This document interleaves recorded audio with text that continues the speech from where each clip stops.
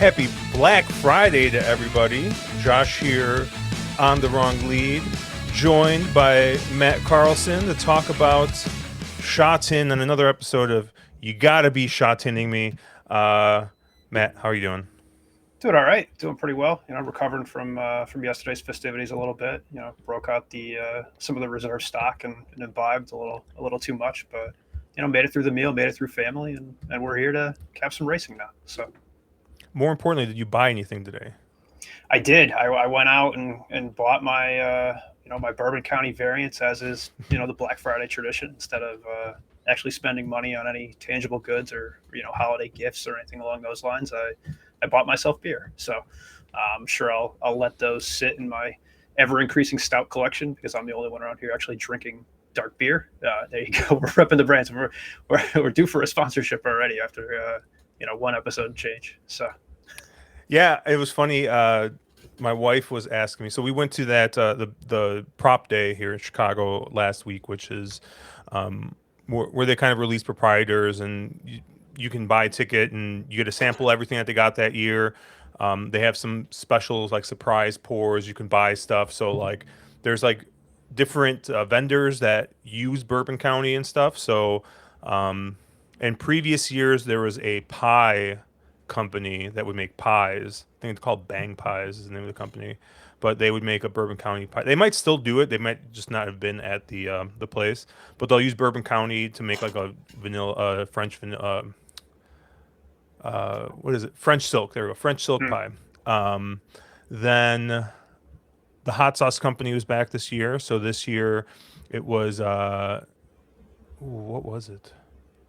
I'll have to look. Well, it wasn't prickly pear, but it was a green salsa. And so what's cool is they'll or not salsa, hot sauce. They sell their little bottles of hot sauce, but they always cook something with it, and they give you a free sample. So this year they did a pork pozole. So it was really good. Last year they did a chili, and it was the hot sauce was so good. I sent one out as a Secret Santa gift last year. So Awesome. um, Yeah, you're lucky to get the real good stuff out there and have an event around it. Where I am, we get some of the lower tier variants, or if in a former life, I used to camp out the night before and try and get some of those bottles. I'm thankful that those days are long gone for a couple of reasons. yeah. So, I got to enjoy my nice warm bed, go out, get a couple bottles, and come home within a half hour. So, Did I send you the meme that my buddy sent me about? It was that Vince McMahon meme, the one that's kind of like yes, yeah. I new. don't know That I if you sent. said it. I think a bunch of people said that to me, and Yeah, it's incredibly true. Waiting in line at like a treehouse or something like that. Back in the yeah, day, you were camping out for 8 hours just to get a couple bottles, and now you're stock full of stuff. It's a different world, thankfully, in a lot of ways. yeah. Well, it's funny. So we used to do it every year here. We used to go to Binny's, which is like our Total Wine, or like it's a big liquor store chain out here, Yep. and we would go out at 3, 4 in the morning and camp out, and they didn't open till 9. Um, and you could only buy so many bottles per person. Well, my wife likes the beer too, so she would come with me, and we would basically get a double allotment because we would split it. And I remember she got really pissed one week or year because we were taking turns in the car because of how cold it was. So like one of us would stand out there, and another person would go in the car, and we would just kind of switch back and forth. And she comes back in line, and this guy goes, "Man, I wish my wife would come out here so that way I could get twice as much." And she's like, "Dude, I'm gonna fucking drink this stuff too. Like it's not just for him. Like, so she every time we talk about it, she's like, "Yeah, remember that one guy who said, 'Oh, I wish my wife would come out here.'" I was like, "Yeah, I can tell you that calling your wife a mule in a lot of ways is never a good idea, no matter no, the circumstance. So no, don't even if it's for beer. The term mule should not be used in a lot of or any circumstance regarding your significant other. yeah." So the last vendor that I remember they had, I mean, obviously they had merch, and if you're watching this on YouTube, you saw my nice Bourbon County Stout sweatshirt or hoodie. Unfortunately, they gave it to me in the wrong size. I luckily have lost about 30 pounds, so it fits. and it's Carhartt, so it's like a little bit bigger, but it would have been nice to have a little bit of cushion for the actual size. Um, but they also have a cigar company ages their cigars in a Bourbon County barrel. So they did it last year. I bought like 6 of them, and so this year I also bought a couple of those. So lots of cool stuff that they do there. It's fun. It's a fun little event. You get to try everything, which is great because unfortunately, I think this year the variants they had kind of missed the mark a little bit. But I had them on draft. There's sometimes a difference between draft and bottle, so we'll see how it goes. But any fans out there of bourbon barrel aged beer, if you see the Angels NV1, it's pricey. I think it's like $40. But if you see that one, I would pick that up. That was the best of the lot. And the regular was very good. My friend even said that was probably the second best one they had. So even if you just find the regular Bourbon County, definitely worth checking out. And that has been the beer segment of of this. And like I said, I got to add the little at the bottom where it says handicapping wagering bourbon. It should probably be bourbon and then barrel aged beer in parentheses there. But People will watch, they'll know what we're about. I got the kegerator back there. They'll figure it out really quick. There you go. Do you still brew, or is that just commercial Not as stuff? much, Yeah. Kids are your new hobby and your only hobby sometimes. So I had to still later. put mine in the garage because we ran out of room. So That's the next I only had a step. 2 tapper, but yeah, I used to always have homebrew on tap, and then it like sat dormant for a year, and I'm like, all right, we should just get this out of here. So, but It's about where I'm at. So yeah, we'll see what happens. But yeah, we had some great feedback on our first episode last week. So thank you guys for commenting. We always love to see any kind of feedback you guys have. Matt will at some point in time fix his mouse, which was the it squeaking you shouldn't hear. click. You all shouldn't hear this right now as I go do this. So that's if you heard clicking, it was me just being an idiot and new to streaming. So you're welcome. Yeah, A noob in many sense. So there you go. But we had some people ask about the class system. And I think we're going to have some examples of things to talk about here. But I don't know, Matt, if you want to kind of just give maybe a high level explanation of the class system and how that kind of equates to weights and where these horses kind of show up. Yeah, absolutely. So like I think I said last week, 95, if not larger percent of the races here are all handicapped, right? And so what does that mean?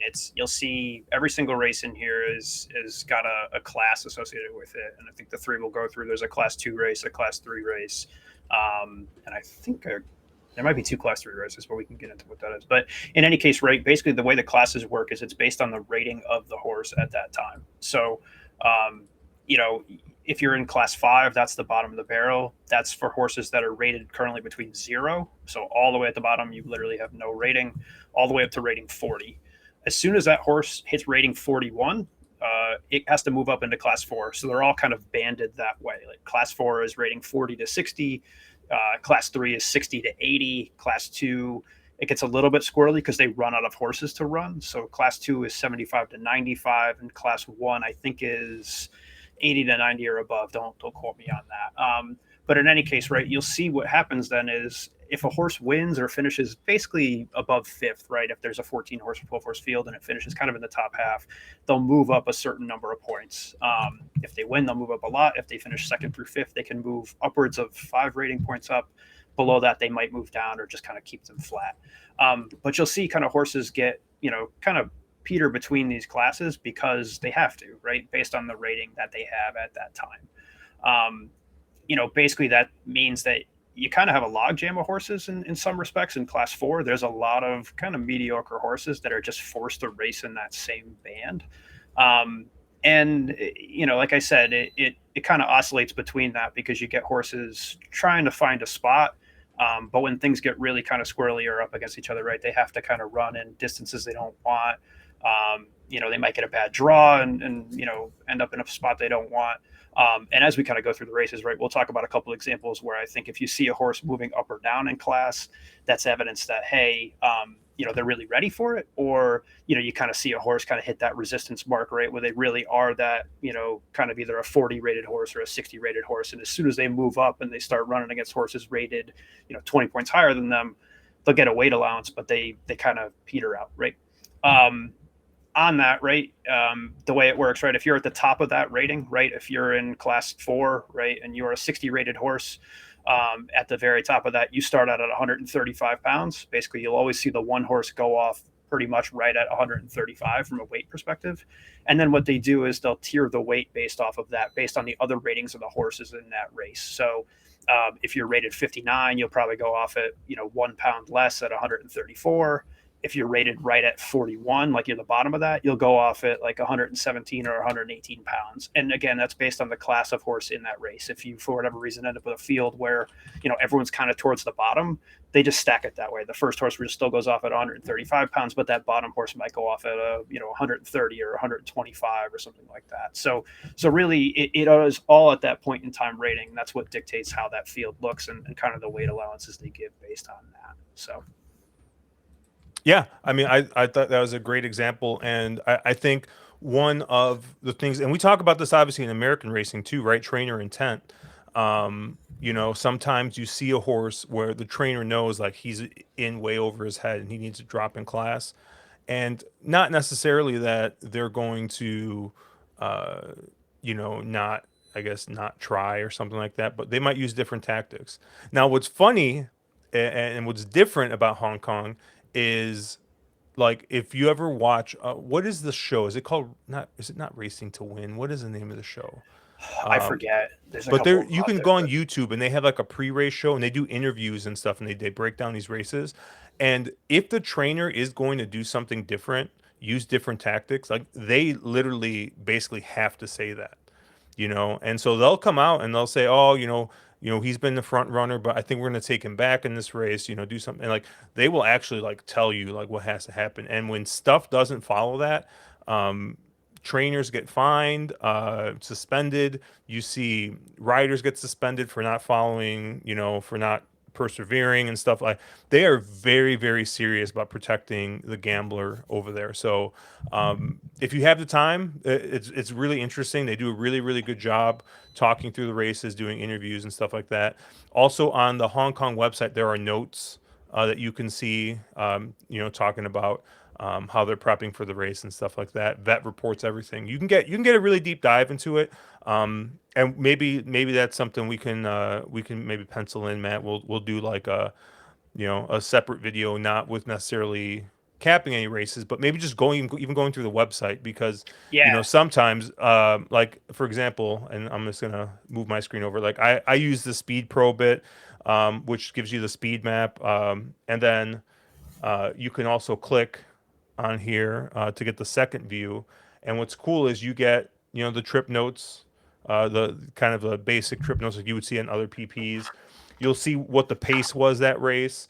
So you can kind of match that up. And then they give you them an energy rating, which is kind of like a really basic speed figure, but not really. Um, you can play around with those a little bit, see how they work. But and I think last show we talked a little bit about a couple of first time starters, and there you could see you could click on there and see how they've been training because they don't have any races coming up. They'll say how their barrier trials went and things like that. So there's a lot of information on here, and then just from the regular website as well. If we click on form guide here, um, oh, load this up. You go to the race card. If you go to the race card here, you can get a ton of stuff here. So obviously here is the real basic race card. We'll go to race 8, which is the first race we'll talk about. But you can see track works. Remember this is in Hong Kong, so the website is a little bit slow. But you can see track works. sometimes You can it's been see, running real slow today, but yeah. yeah. You can see the past incidents, right? Right, here's a good one, right? Flaming Rabbit after the race. Rider reported that his mount traveled comfortably in the lead, but fell flat when placed under pressure in the home straight. Trainer stated that he will freshen up the horse prior to his next race start. Like Yeah. just It's really interesting, right? If you ever have a favorite that doesn't perform well or kind of doesn't run to how the betting public thought it would, you always see it after the race. They question the trainer, they question the jockey, they send it for a mandatory vet inspection, and they'll every vet inspection out here is logged. So anytime a vet even looks at a horse, you know about it. It's really interesting, and sometimes there's almost too much information out there. You can really get wrapped up in that stuff and look deep into it. I mean, hey, sometimes horses just don't run, but again, we mentioned last week, it really feels like a square product that's really on the up and up. This is one of the reasons why. If you bet on a horse that's 6-5 and it runs like 10-1, they're trying to ask the same questions you are as to what the hell happened. So Yeah, I mean, here's even one, right. There was a vet inspection here on I was like, are these in a European on September 10th due to unacceptable performance, right? And I think if you click on here, you can like see more like just straight on here, and like yeah, you can if you go see, to like I any said, the vet works and record, stuff movement like record, that. anything, it's all out there. You got Yeah, to click around a little bit, but go explore. yeah. It's a But ton there's of cool info. stuff. There's a ton of cool stuff here. Obviously, this might look real tiny if you're watching this on YouTube. Sorry, I forget that I have a 1440p monitor, and sometimes it just looks small. But I have the real PPs up here. Circled a couple of things that Matt was talking about, rating, the class. Obviously, the higher the horse is, that's not going to be their post position. Their post position is here in parentheses, but this is where they're ranked as far as ratings here for this race. And then the weight right here, 135 for number one, Flaming Rabbit. And yeah, that's your favorite. And I'm a little interested because we talked about this a little bit before. Hey, this horse was up in class, and he wasn't in two, but he had just dropped down in class, right? And it looks like he didn't run that great, and now he's coming back in after a vet inspection, after everything else. I thought they were gonna maybe try to get this horse into a softer spot, but they looks like they're still carrying the max weight. But what I do notice is they have a 10-pound bug aboard. So they are definitely a lot more about weights at Hong Kong. And I think I'm not saying that they tanked that last race, but maybe they thought that they were going to get maybe a slightly softer spot after dropping in class. Um, and maybe they thought they could drop in class a little bit more, but it looks like they're running up against. They're the highest rated here at 94, but they're getting a 10-pound allowance with the bug aboard. So I don't know if I don't know if that's some type of trainer move there, but I definitely was a little bit interested in this one. But Matt, where did you kind of land? Yeah, actually, kind of similar, and a couple things on that, right? One thing I mentioned, class two and class one is a little bit of an anomaly because you can kind of have some overlap in rating, right? You'll see a lot of races in the class 3, 4, and 5. Like if you ever watch Happy Valley, there's rarely a class two or a class one race. So they let those horses kind of bridge the gap. This horse is eligible kind of for both because it's rated in that slot. So it's not an anomaly that it's moving up or down, but it did try something. Um, I think two back in the end of July, right at the end of the meet, probably they're saying, hey, it's right before the break. Let's take a shot. We'll get some low weight. Obviously, this horse wants to do one thing. It's never not made the lead at, kind of that mile or that 7 furlong distance, right? It's going 7 furlongs today. So, you kind of get, and then, like you said, hey, what are the excuses? Like, did it have something last time where, it ran out? Did it run, incredibly fast? No, the pace wasn't that hot, but it was on a softer turf course too. So, is that an excuse? Maybe. A couple of things to like about it, right? It's had an extra 2.5 months off since then. They won't let a horse run after unacceptable performance, right? If it's almost a good thing if you see that horse kind of scanned and it gets that 2.5 months off, that means it probably has to prove itself again that it's fit before the vets will even let it back on the track. So that's probably actually a positive sign, where a lot of times you might view that as a negative in kind of U.S. racing. You'd say, hey, this horse has been on the shelf for 2.5 months.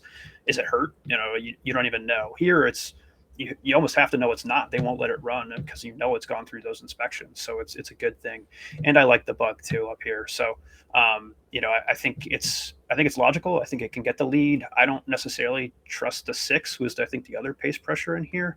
I think with that 6, you've seen it make the lead and do well in class 3, but as soon as it bumps up to class 2, it kind of has the opposite story of In class 3, it makes those leads. It's getting kind of the run of the race. As soon as it bumps up to class 2, it's either not making the leads, it's getting, sitting in third or fourth off the break. It's fading a lot more. So to me, that's a horse that has kind of found its level, right? It belongs in class 3. And here it's going up against a higher class of horse. Now, this isn't the strongest class 2 race by any means, right? The reason that the 1 is sitting at 135 and you see an immediate drop off of 7 pounds to the 2 horse, that means there's a lot of horses kind of in the lower tier of that. So it's a weaker race. But again, I think, it's a lot for a lot of reason to think the 1 will have kind of the run of it. It gets a better draw. It'll get kind of the inside. If, Cherry showed the speed map before, right? I mean, it's going to be sitting on the rail and I think get the run of it. So I did like that 1.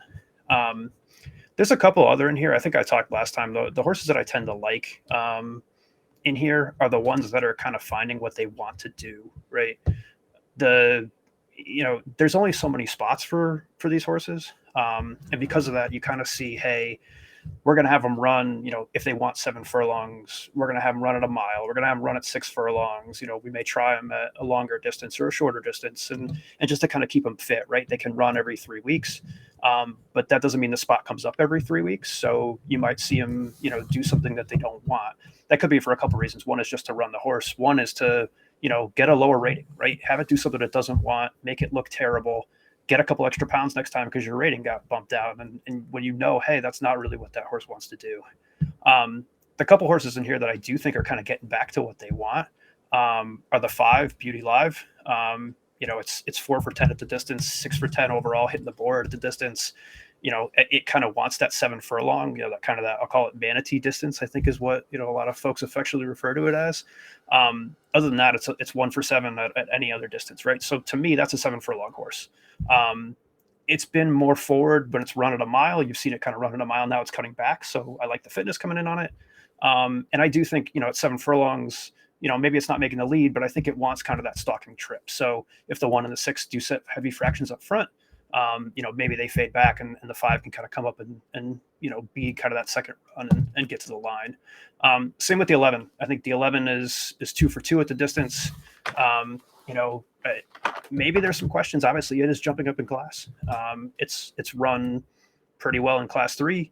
But last time it was running, it was sitting at a mile. The notes in it actually say, hey, at 1400, at the 7 furlong mark, it actually got the lead and then faded. I don't necessarily love that as an angle. I don't like, watching a race and saying, hey, just because it was leading at the 7 furlong mark, it's going to win now this time. But in this case, I do think, it gets a really lightweight. Again, it should kind of sit behind those leaders. And if the pace falls apart, maybe that's something that it can kind of pick up the pieces. So, overall, I think I like the 1, just as you did, to kind of get that lead. And if it falls apart, I kind of defaulted to the 5 and 11, getting back to kind of 7 furlongs, which I think suits him really well. Yeah, I thought the 11 made a ton of sense in the spot as well. Kind of like you said, seems to do very well at the 1400 meters, and just hasn't been getting it. And like you said, sometimes, hey, they feel like the horse is ready to run, and all right, we'll put him in at 1200, 1600, whatever's close to it. But yeah, 7 furlongs is a weird one, right? We talk about it all the time, especially in the U.S. at dirt sprints. 7 furlongs is like a specialist distance almost. Yep. It's very weird. So no different, I think, on the turf here. So I like the 1 and the 11. You like the 1, 5, and 11. Yeah, we'll keep on going on here. Race 9 here. We got a class 3 race. We're going to be going 1600 meters. I will go ahead and share the speed map once again, once the Hong Kong website decides to load up here. These are some of my favorite races to bet, because I feel like sometimes when you get these slow paces or good to slow paces, especially at a mile and shorter, sometimes these horses just get away with murder on the front end. Your leader, projected leader here is the 10, Chen Cheng Glory. Let's take a look at his PPs here. And if you go back to his last race, 1600 meters, he did just that, went wire to wire. Does get a different jock aboard, but is a jock that has ridden him before, albeit in the Griffin races. So should know the horse a little bit. And I mean, I think if the same tactics are used here, I know he's coming up in class. There's just not a lot of speed in here. It doesn't look like. I mean, maybe a horse like the 11 could maybe get sent, but you know, the 6 has shown some speed, but hasn't lately. And really, I mean, he's coming back over from Australia where they sent him over for a race. Um, but yeah, it just doesn't look like there's much speed. Maybe the 1 sits a little bit closer, but really, your one true leader might be this 10, and hopefully they use the same tactics here. And yeah, I'll probably just single this 10, and try and get a little bit of value by singling what is the proverbial 3 cherry horse in this race. Although, like I said, I mean, the horse has, the first time out, did come from off the pace, but even his other race where he won, he was pretty up close on it. So is going up in class, but is going to be getting a weight break because of it. And sometimes these speed horses with a little bit of less weight on here, 12 pounds in this case, maybe we get a little wire to wire action here on the 10. But Matt, where did you kind of land? Yeah, so I kind of knew you were going to go to the 10 here. I think I'm better at handicapping you than I am the races sometimes. I think it makes a ton of sense. But at the same time, I do think that pace was really slow last time. And if it was a slow pace in class 4, now it's moving up to class 3. I don't think it's. I'm hesitant to say that it's going to make as easy a lead as it looks like on paper. If for no other reason than I think jockeys see that, right? Jockeys look at these just like we do, right? They can see how a race will set up. And sometimes in American racing, they won't pressure that. If they think their horse doesn't have a chance, they won't, blow up a pace or anything like that. They won't try something different. They won't do anything that's kind of out of the ordinary. And they just will let it kind of merry-go-round and be done. And everyone kind of scoffs at it, that it's boring and whatever. I think here, if you end up with that, if you say, hey, my horse doesn't have a chance, you're probably getting suspended, right? The trainer or jockey are going to end up with a fine or, kind of getting days off because it's perceived as unfair, right? Oh, you didn't think your horse had a chance. Why are you even in the race then? That's the beauty of handicap racing is every horse in here theoretically has an equal chance to win. So they all should be, equally gunning for it. I guess before I get into who I like, I will cover a little bit about that 6, right? That 6, you mentioned was in Australia. That's actually Romantic Warrior's travel partner. So Romantic Charm, kind of went to Australia with Romantic Warrior, who I think won the King's Plate. I think you mentioned before trainers have to kind of go on and say what their intentions are. Danny Schum is the trainer of this one, as well as Romantic Warrior. He went on and, kind of said, hey, I think this horse has shown some ability. I think it's really good at 1800 or 2000 or wants to go longer. This is a mile. So I don't know if it's really suited. I think that horse will take a lot of money. It's never, it's 0 for 3 at a mile. I think it's probably coming back and, trying to find a race and not, kind of wants to go those longer distances. So I'm against here. You do get James McDonald aboard. He's not a normal Hong Kong jockey. He's one of the top Australian riders. He's in for a short stint at, in Hong Kong. I don't know if he's staying here through Hong Kong International Day, which is in a couple of weeks. But, he's obviously a new face, but obviously a very seasoned jockey. He's been here before, but he's kind of coming back for the few weeks. But I don't think necessarily for this spot. I don't think it's for Romantic Charm per se. So I'm against that. I kind of, with all that, wanted to take a couple big shots in here. I think to me, this was a price leg, not necessarily a leg that I wanted to single. And there's a couple things I'm trying, but I'm not overly confident in. First, I kind of like the one Woodfire Bro. I like horses off layoffs here, as I've said. And it's a horse because of the layoff. It's moving down in class a little bit, right? This is a class 3 race. That one's been running up, I think, in class 2, if I remember right. It hasn't. No, sorry. It's been in class 3, but it's run shorter. it's been off since March, so that's a good 7-month break for that. And like I said, horses have to be fit to run here. They have to, kind of show that they're ready to go and ready to hop on a track. They don't just let them on. Um, with that, I think the connections aren't great, so you're definitely going to get a price, right? Keith Young is 1 for his last 50. Michael Chang is 3 for his last 50. But I think some of the past races fit, and I think if it can get that form that it was, if it doesn't need that race to kind of come back up here, you'll get a very, very square price. It's, it has a win at the distance, so hey, maybe it wants to go the mile and doesn't want longer, even though that's what it was running kind of 7 months ago. So for a price, I really like the one. From a pace perspective, I was trying to figure out who could possibly go with this 10 or wants to go, who might send. And I kind of thought the 13 might have a chance at going. I talk a lot about horses kind of getting back to what they want to do. The other correlator to that is, a horse that's never done it before or never even tried it before. This 13 hasn't run in a mile before. It's only run shorter.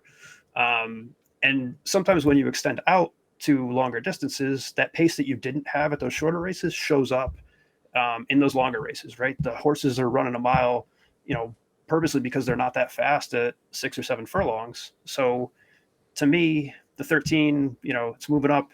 It's getting a lot of weight. I think its one chance is to send. So yeah, it gets a wide draw, but at a mile, Shotton runs a 1-turn mile. So the ground loss isn't that bad. I think Derek Lung should send. I hope he sends. If he sends, I think he could beat the pace pressure. And so because of that, I'm gonna take a couple stabs with the 1 and the 13 in here, and probably also defensively use the 10 just because that's the way that the race sets up. So I think, most of the money through the 1 and the 13, if those connect, we're going to be, probably making the next at least few months of bankroll on those 2 horses. So. Yeah, I totally see where you're coming from. But I'll probably just single the 10 here and, see if we can be a little bit skinnier here as we get to the payoff leg here, which is going to be a Class 3 race going 1,200 meters here. Matt, I'll let you. I know you just got done talking, but I'll let you go first here. Where did you kind of land here? Yeah. We talked about class earlier and kind of where horses moving up in class may look like they do have a shot, right? And where you think, hey, they might be able to kind of withstand those moves up in class.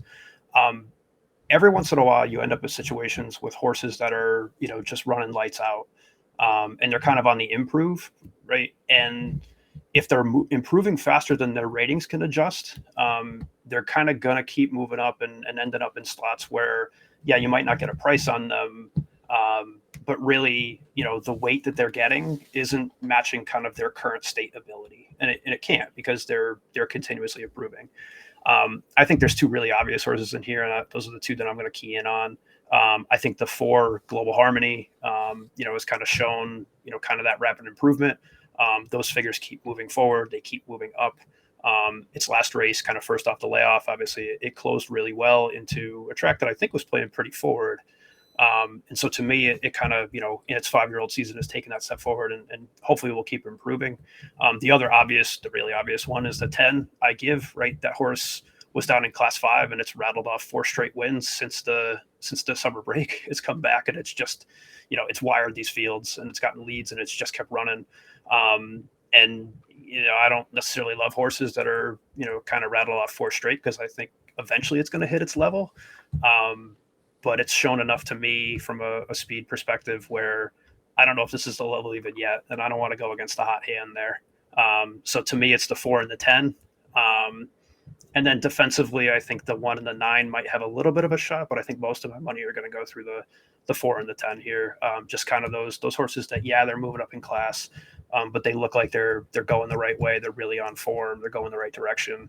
And I think are, kind of may have this field over a barrel if they're kind of continuing to improve like that. So. Yeah, I'm basically. I think out of the 2 that you like, I like the 10 the best. What a surprise! The horse that goes wire to wire is the horse I like. But we're going 6 furlongs here. Speed is usually pretty solid. Drawn inside in the 3 post. gets a failed Santa Anita jockey at Zenny aboard. It was funny. I remember when I first started playing the horses, which was a couple of years ago. He was at Santa Anita, and like he just like wasn't doing well. I was like, who the heck is this guy? And then all of a sudden, like like someone's like, oh well, he's actually like been super successful everywhere else. It's just like here, he didn't do. He maybe just didn't get the mounts or whatever.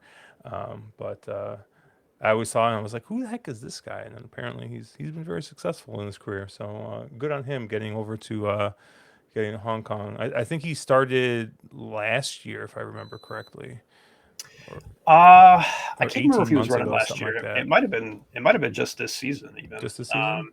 Yeah, I can't remember even. That's it's funny. It's not that long ago, but I think he's obviously a recent addition to the colony after he was running, and he's done okay. I think he was kind of in that second tier.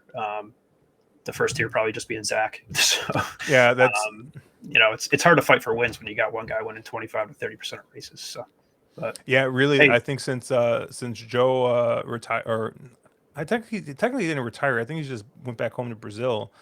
There's just like hasn't been anyone that's really stepped up to be number two. I don't think. he's been running in Japan too. Zhao has been. I don't know if he's over there permanently. I don't pay too much attention to Japan racing, but I do see him over there for the big days and whatnot. So, You know what happened to he's him, still right? kicking around. I forget. Remind me. So he went to Japan and he was making a permanent move. This was probably about three years ago, I think.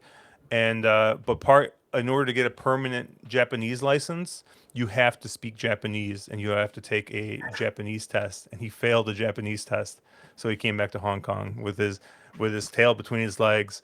And basically, John Size had to sign him on as like a stable rider because they didn't want to let him back in. So he signed him up as a stable rider and gave him a ton of mounts. And for a long time, he was only riding John size mounts. He could only ride those for like 6 months until he got reestablished. And then he ended up, I know he went back to Brazil, I think during COVID, because he wanted to be back with his family. I think he came back for a little bit and then I think I don't know if he's retired or if he's just going back there. But yeah, he failed the Japanese test. So, Good to know. so yeah, so I it's just like totally random. Like I just remember like everyone was making a big deal about him going to Japan, and then yeah, he failed the Magic Man. Apparently, is not Japanese man. The Japanese Magic Man. He couldn't figure that out. But So it's a different world over there for sure. So yeah, but yeah, I think in here with a huge shot. Obviously, your four, you already kind of talked about him. Is one that has improved. Has just been running second. But like you said, hasn't really gone up in class or gone up in rating as much until this last win, and then he jumped up a little bit. So he's going to be carrying, I think, a couple more pounds. Yeah, 6 more pounds here. yep. Honestly, like I really want to like this one Beauty Crescent. But it's really interesting. He's been finishing second and third. Hasn't won in a while. But actually, he has never won in Hong Kong. Actually, now that I look at it. Nope. But you get McDonald aboard, so it's a little interesting because, like you said, he's one of the best jocks in Australia. He's here for a little bit. He gets aboard here. I thought Damian Lane was kind of like that for a little bit as well because he was here for a little bit and he would just get these super like live mounts, right? And Damian Lane was one of the best jocks in Australia. Came to Hong Kong for a little bit, and he would spike some kind of crazy prices because I don't know, and maybe I'm reading this wrong, Matt. You can maybe correct me here, but I feel like there's a lot. Not I don't know if tribalism is the right word, but like man, like the public at Hong Kong, they love their jocks, they love their guys, they love their horses. And I think sometimes you get these outsiders that come in, whether it's an outsider horse, whether it's an outsider jockey. Just sometimes like the public money doesn't go there. And there is a lot of public money. There's all the talk about, there are syndicates and computer wagerers in these pools. But there is a ton of public money. Like we've talked about the pool sizes. I mean, it's almost like the Derby, right? I mean, maybe not Derby levels, maybe it's more like Belmont levels, but like every weekend is like that, and there's a ton of public money in there. And man, they just love their local jocks, their local horses. They got their guys. And I just think sometimes you get a little bit of an opportunity with some of these horses because they're like, I don't know who this jockey is, or I don't know who this horse is. I Yeah, think there was a I've never heard of Jim McDonald or Chase yeah, McDonald. Yeah, it's like it's almost like you said that they're just not used to seeing a name on a form, so they just won't go there. They'll hard bet Zach or yep, bet a number, right? I mean, I think your point is the reason that this place is great. You're looking at millions of dollars in a win pool for some class 4, class 5, class 3 racing, right? Some average run of the mill, not a big week race. 7-figure pools all the way around. And yeah, I think I think this is one you got to watch the price on because I think I kind of had both sides on this. I didn't know what to do with the horse. If you watch the replay, it gets a little bit hampered in the stretch last time. Is that enough of an excuse? I don't know. I don't know what this horse is going to go off at, to be totally honest with you. I think the Fig 2 back definitely fits. I think it's got an excuse last time. I think it's picking up a solid jock. But the other hand, it doesn't like winning. yeah. It's over its last 6. And do you like horses that are sitting at the top of a class and have run 6 straight races, not getting across the finish line first? Do you think that horse is hanging a little bit or just doesn't know how to get to the line? Maybe. So I think if you could find the square price on it, then definitely look there. If you see it go off favored, it's probably one that I won't look towards. So Yeah, and that's kind of the interesting thing is, and I know you kind of make your own figs a little bit here, but the thing about Beauty Crescent is Speed Pro at least thinks that last out run is the best that any horse in here has run, and like obviously I think he ran second or third in that race, so he didn't win, but interestingly, even his race last time, which I thought, let me pull up the PPs again. Yeah, he ran third, so you saw a little bit of a regression there. But even that race seems to line up pretty well with the rest of this field. So, um, maybe that's why this horse just continuously keeps on getting these high weights. I mean, like we said, the horse hasn't won yet.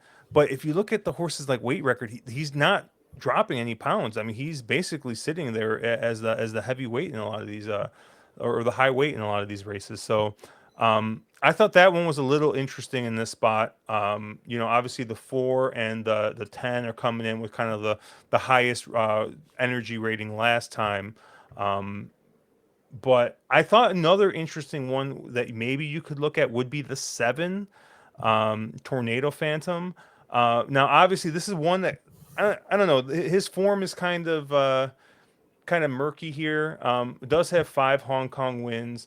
At the distance, does have all 5 of his wins have been at this distance, and he hasn't run as much at Sha Tin as much as Happy Valley, but 2 of his wins are here at this track at this distance, as well as the fact that he, he's only run here 9 times. So like his win rate and ability to show and have nice races, I think here at Sha Tin, he's 3 for 9 win place. So this might be a Quinella type horse that maybe you include in the Quinella, or like I said, this might be a great horse to include in your pick 3. Hey, maybe he surprises and wins, but if he doesn't, maybe he runs second. You get that consolation payout as well in that pick 3. So, I did really like Tornado Phantom here as kind of a, maybe a B type horse in this spot. But I'm basically, I think 10 as my lone A in this spot, which surprise, surprise. And I think I'll probably use the 1, 4, and 7 as Bs. nice. Yeah, I like it. I think if you look at that 7 horse you mentioned, I dabble in kind of making my own figures and things like that. That last race really jumps off the page from a figure perspective, and that can go one of 2 ways, right? Is that did the horse find something? The horse kind of get what it wanted to do, or did it get a run that is that its true ability, or how was that thing earned? Was it a faster pace up front? Is the overall time something that might indicate, hey, it has some ability that in a slower field it's not going to run that well. So Anything's possible. I went the other way on it, thinking that thing was more of an anomaly. I don't think the horse found, to me, an extra 7 lengths within 10 days of not racing. But there's a track change in there. There's a lot of variables. So I could be very well wrong. And if you're right on that one, I think you get a pretty good price to run at. So Yeah, I mean, I think you see this a little bit in Hong Kong a lot. There are Happy Valley horses and there are Sha Tin horses, and while the Happy Valley horses tend to be, I don't know, sometimes like people kind of think that there may be like a step below, which the racing sometimes is a step below, for the most part on average, but there's definitely crossover there, right? And like especially in the middle classes, right? yeah, But what is probably class 2, class 3 horse, like class 2, class 3 racing here at Sha Tin is like kind of the high end of I think sometimes where Happy Valley ends up. So there is some crossover there, but they're different tracks. I mean, even in these different distances, there are different configurations, right? If you look on the PPs here for Tornado Phantom, right, he ran 1200 on the B track, 1200 on the A track, 1200 in the C+3 track, right? And then he ran his top figure, like you were saying before, on the A+3 configuration. Now we're on the C configuration. Um, I do think if you, like I said, just looking at the general stats, this horse seems to like Sha Tin a little bit more. He's got 25 starts total, and he's got 5 wins over those 25 starts. 9 of those starts are here, and 2 of his wins are here. So 2 for 9 versus 3 for 16. He's got a higher win rate here. I just thought that kind of was interesting. That was a stat. Maybe a horse that just wants to be here at Sha Tin. Is going to be running second time here at Sha Tin. That was a real quick turnaround for him. That was 10 days. Now he's got 15 days to come back. So maybe we see a little bit of, a little bit more rest. Maybe we see a little bit of improvement here. So, but yeah. Anything else? Anything else on this card? Did you? I know you've got the whole thing capped. Is there anything else that kind of stuck out to you? I haven't delved too far into the other races yet, so Okay. and unfortunately, I don't know that I have much outside of that. I think you brought up a topic that I think we can hit on probably maybe over the course of the next couple episodes in rail settings and things like that. What that Yep. actually means, some of the times, right? I mean, if you're just looking at a flat time for a race, those rail settings have a huge influence on Mm-hmm. what a final time is going to look at. So it's part of the reason I started trying to make my own. Is I was like, what the hell do these even mean? So we can talk a little bit about that too. But yeah, no, I think we kind of covered a few of the different scenarios that I tend to look for in here, and I'll be looking for similar throughout the card.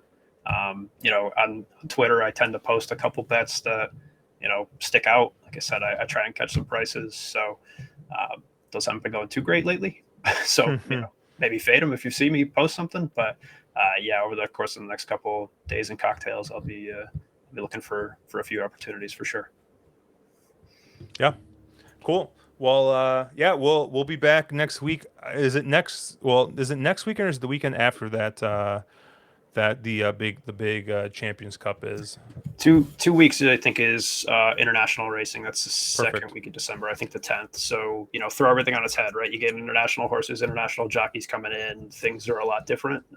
So it's an exciting time. But yeah, that's kind of where you see some of the defensive money of people thinking the Hong Kong horses are a class above everyone, and you can get some wild results and wild prices in there for sure. Oh yeah, those Japanese horses, man, they come in, and they want to win those races. There's definitely been a A lot couple of money times you've gotten some nice prices on Japanese horses in that race. So for those sure. races. So yeah, and then I don't know, maybe I'll reach out to a couple friends. Maybe if we do a bigger show for that card, maybe we get another guest on here. But if not, we'll cover more races. I think definitely for that week. Next week is a little up in the air since I will be in Vegas. I fly out Thursday morning, so we'll discuss and figure out when we can if we can sneak an episode, or maybe we do a Happy Valley episode. You got to be Happy Valleying me. It doesn't have the same ring, the same ring as Sha Tinning me, but we'll figure something out. But yeah, follow Matt at Slow and Steadied on Twitter. I'm obviously at Cherry Drank on thewronglead.com. We do have t-shirts up there.